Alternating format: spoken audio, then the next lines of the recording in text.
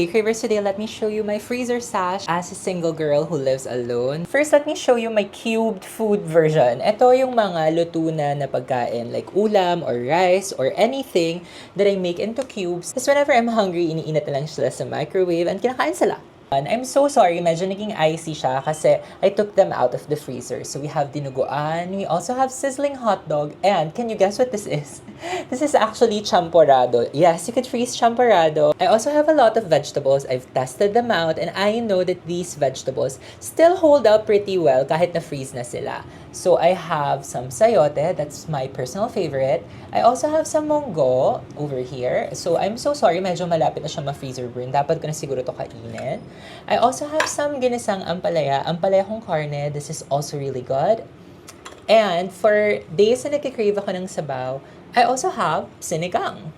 And syempre, hindi complete ang meals without rice. I always have rice in the freezer. A lot of times, nagsasaing pa rin naman ako. Pero whenever I have leftover rice, I just freeze them into cubes para hindi sila masayang. So, bukod sa mga naka-cube na food, I also have a lot of marinated food.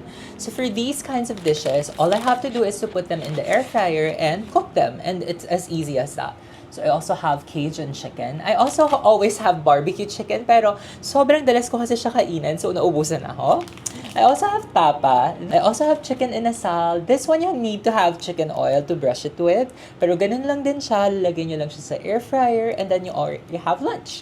We don't stop there. I also freeze already cooked food. So I have here some barbecue ribs. I also used to have some chicken wings from restaurants. So pag hindi ko sila naubos, I just put them in vacuum bags and I freeze them. Tapos anytime I'm craving barbecue ribs, I have it.